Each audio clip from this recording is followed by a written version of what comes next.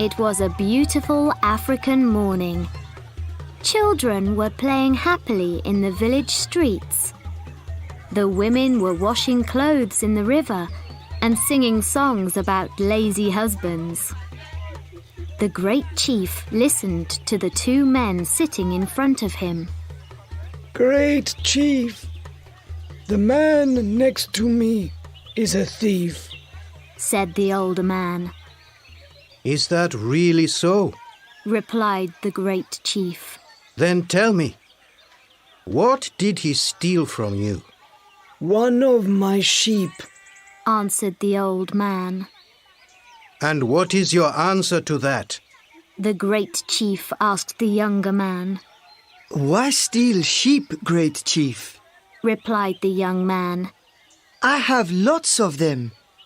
If I need more sheep, I buy them. I don't steal them from other people. He's the thief, not me. The great chief looked at the far mountains and smiled. Then he looked at both men. Was the young one lying? He wasn't sure, but the old man didn't have the look of a thief. This was a difficult problem. He wasn't going to find the answer in just a few minutes. But the great chief liked problems like this more than any other. It took some time to find the answer. People came to him from very far away to ask him to be the judge of their problems. The great chief liked this also. I have a question for both of you, said the great chief. The person who finds the solution will keep the sheep. Go home and think about this question, and come back only when you know the answer. What's the fastest thing in the world? Don't come back until you have the solution. The two men left the great chief's house. The old man was sad. How could he find the answer to such a difficult question? When he got home, he told the question to his daughter, Zia. She was a beautiful, happy woman who liked helping others.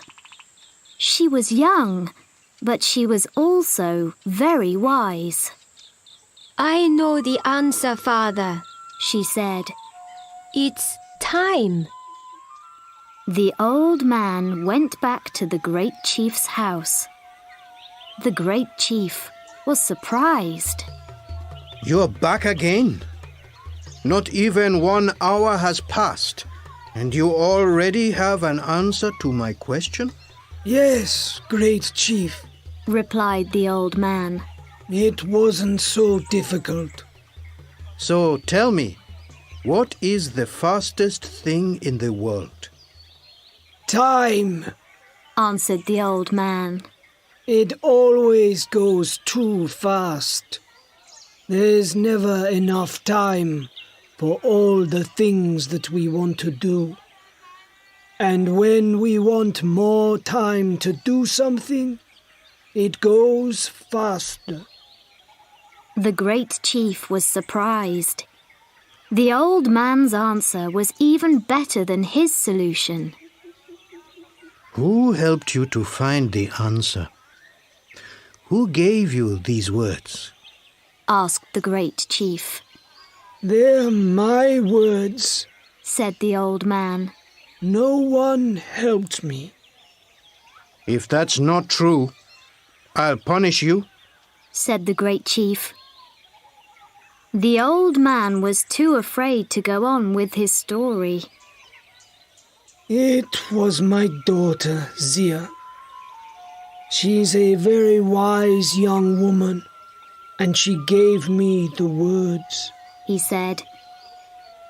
She must be very wise, thought the great chief. Very well, he said.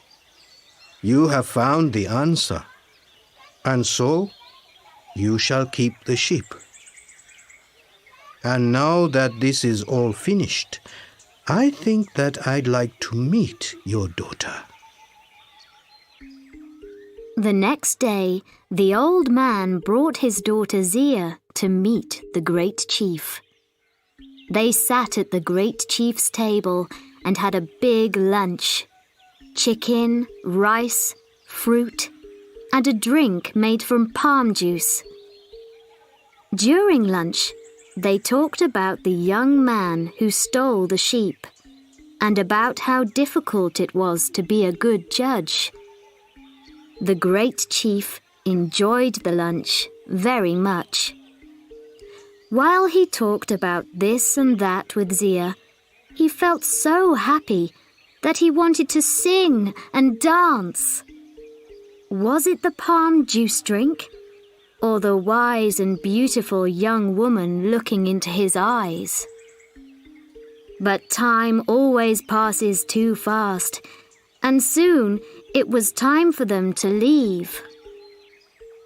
The great chief saw Zia every day, and his love for her grew and grew. "You're a wise and beautiful woman. I'd really like to marry you," he said. Me too, Replied Zia, laughing. And so they married. The great chief was very happy, but he was also worried about having a wise wife. He didn't want her to help him with the problems that people brought him. He liked being the great chief who was a wise judge. He didn't want people to start talking about the great chief's very wise wife. "Everything in my house belongs to you." He said to her the day after they were married. "But I ask only one thing from you. Never try to help with the problems that people bring me. If you do, you'll stop being my wife. I'm saying this to you only once." Zia listened without looking at the great chief. When he finished, she smiled. Zia and her husband were happy, and life went well for a time. The great chief listened to people's problems as before. Zia was busy with the house and the animals. In the evenings, he told her about the problems of the day, and she usually agreed with his answers.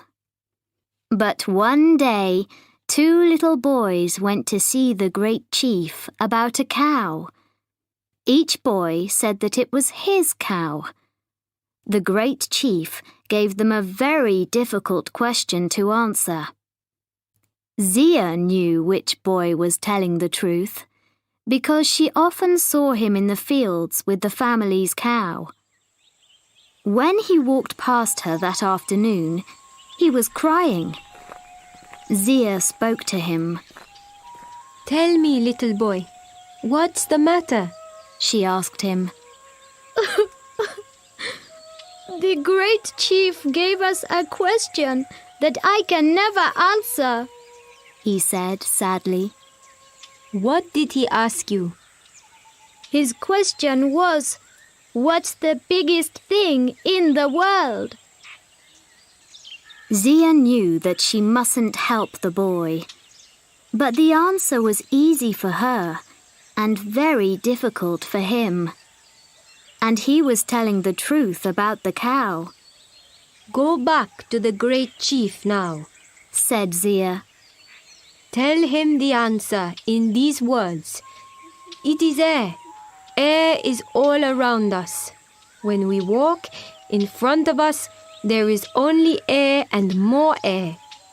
When we look up at the sky, there is air as far as we can see. The little boy went to see the great chief. He said the same words that Zia told him. This time, the great chief wasn't surprised. He was very angry. Who helped you find this answer? He shouted. These words are too wise for a young boy. Who gave them to you? They're my words, Great Chief, said the boy. No one helped me to find the answer. If this isn't the truth, I'll punish you, said the Great Chief. The boy was afraid. It was your wife, Zia, he said in the end. The Great Chief was very angry with his wife. That evening, he spoke to her. Didn't I tell you that everything which I have belongs to you? You have done the one thing, the only thing that I asked you not to do. Now take what belongs to you and go back to your father's home. Before I go, can I make you one last meal? Asked the woman. Then I'll take what belongs to me and go. Yes, answered the Great Chief. Make what you want to eat. Take what you want to take. Just be sure that you're not still here tomorrow. Zia cooked the Great Chief's favorite meal, chicken with rice and vegetables. While he ate, she gave him a strong drink made from palm juice. She gave him many cups of it. At the end of the meal, the Great Chief lay down and slept. With her family's help, Zia carried the Great Chief to her father's home. They put him on a bed, and he stayed in a deep sleep all night. In the morning, a great voice woke everyone in the house. Where am I? What am I doing here? Shouted the Great Chief. Zia ran into the room, laughing. You said that I could take anything that I wanted from your house. I wanted you, and so I took you. You are truly wise, smiled the Great Chief. Come, let's go back to our home together. Only a stupid man would send away so wise a woman. And you, my Great Chief, are not a stupid man, said his clever wife.